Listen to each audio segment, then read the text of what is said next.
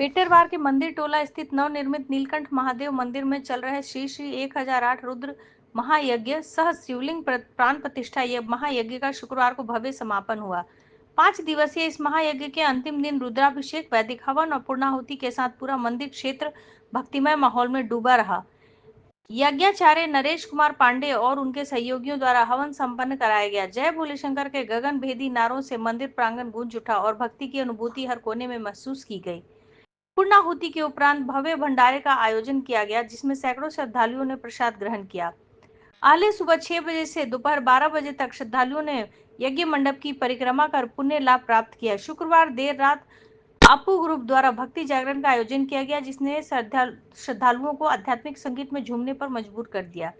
इस महायज्ञ की सफलता में यज्ञ समिति, महिला यज्ञ समिति, लक्ष्मी पूजा समिति, मंदिर टोला सहित क्षेत्र की विभिन्न समितियों और श्रद्धालुओं का विशेष योगदान रहा। श्रद्धा, भक्ति और समर्पण का अद्भुत संगम देखने को मिला। इस पावन अवसर पर नीलकंठ महादेव मंदिर अब न केवल एक आस्था का केंद्र बनेगा, बल्कि जन जन की आस्था का प्रतीक भी रहेगा। आज यज्ञ का 5वां दिन है और आज पूर्णति हुआ। इसमें क्या करते हैं?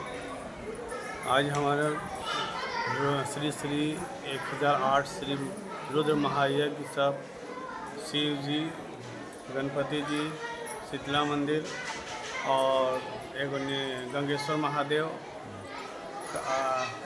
आदि देवी देवताओं का प्राण प्रतिष्ठा हुआ और हमारे इस नए मंदिर का नामकरण हुआ, जो नीलकंठ महादेव मंदिर के नाम से जाना जाएगा। आज से लोगों में प्रचलित होगी।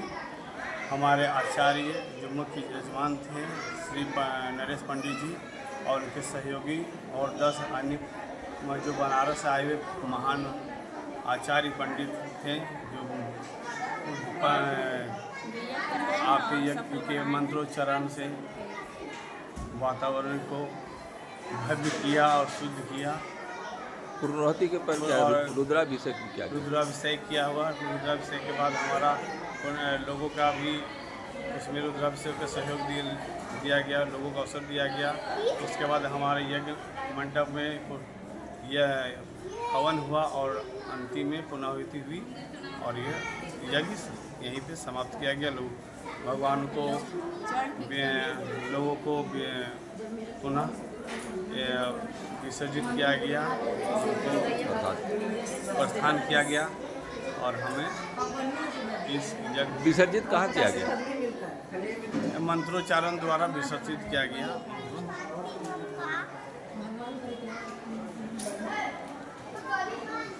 ये जो यज्ञ हुआ, इस पर ग्रामीणों को आप क्या कहना चाहते हैं, क्या संदेश देना चाहते हैं?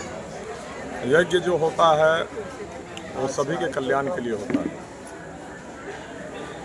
यज्ञ करने से बहुत सारे लोगों का भला होता है, जैसे ब्राह्मणों का भला, यजमानों का भला, जो दुकानदार होते हैं उनके यहाँ बिक्री होता है उनका भला होता है, पूजा सामान बेचने वाले का भला होता है, जो बाजा बजाने वाले होते हैं उनका घर चलता है उनका भला होता है, जो टेंट वाले हैं, जो बाजे वाले हैं, लाइट वाले हैं, तो सबका भला होता है।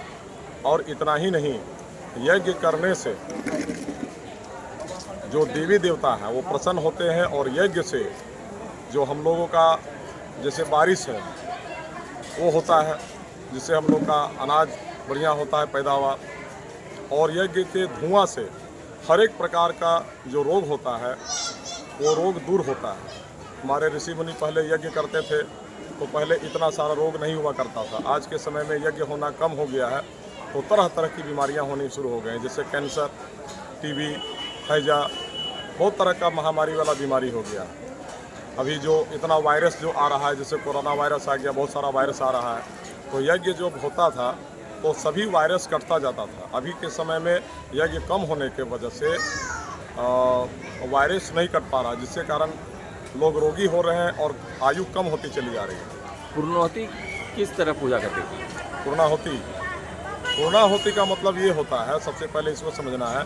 पूर्णाहुति का मतलब है कि जो यज्ञ हम करते हैं तो जो देवी देवता को हम बुलाते हैं उनका पूजा करने के लिए, हमारी पूजा को स्वीकार करके एक नियत समय का संकल्प होता है कि 5 दिन करना है, 3 दिन करना है, तो देवताओं को संकल्पित करके बुलाते हैं और उनको यथा समय जितना दिन का संकल्प होता है उतने दिन में उनको भेजते हैं, उनको विदा करते हैं। वही है पूर्णाहुति, विदा करना ही पूर्णाहुति है। क्या रुद्राभिषेक और हवन भी किया गया? रुद्राभिषेक जो है, देखिए, जलधारा शिव प्रिया, शिव जी जलधारा से प्रिय होते हैं, क्योंकि उनको वह जो विष पिए सारे संसार को बचाने के लिए, तो उनका कंठ जो है बहुत हिट हो गया, जिसके कारण सर्प जो है गले में आ गया। गंगा जी आई और जो है बहुत तरह के जो ठंडी जो चीज़ें हैं, जैसे भांग है, वो भी एक ठंडा चीज़ में आता है, तो भगवान को खाने से उनको जो विष है उससे राहत महसूस हुआ, तो तब से भगवान को जल चढ़ रहा है। और भगवान को जल चढ़ाने से भगवान बहुत कृपा करते हैं। यह मंदिर का नया नाम नीलकंठ महादेव पड़ा, और ये इसलिए पड़ा कि इस मंदिर में जिस दिन भूमि पूजन हुआ उसके दूसरे दिन वज्रपात हुआ, और वज्रपात जब हुआ तो उसमें करीब 50-60 आदमी बैठे हुए थे, बच्चे बूढ़े जवान सभी बैठे हुए थे, खेल कूद रहे थे, बहुत सारे गायन हो रहा था, भजन हो रहा था। तो जिसमें वज्रपात हुआ उस समय किसी को कोई क्षति नहीं हुआ, केवल मंदिर को थोड़ा क्षति पहुंचा। इससे यह सिद्ध होता है कि भगवान भोलेनाथ वास्तव में हैं, और भगवान भोलेनाथ सबकी रक्षा करते हैं। तो जो विष पीने वाले जो हैं, सबका संसार का रक्षा करने वाले, और यहाँ पेटरवार का पूरे जो है जनता का भला करने वाले, रक्षा करने वाले बाबा भोलेनाथ एक तरह से विष का पान किए, तो उनका नाम इसीलिए नीलकंठ रखा गया है।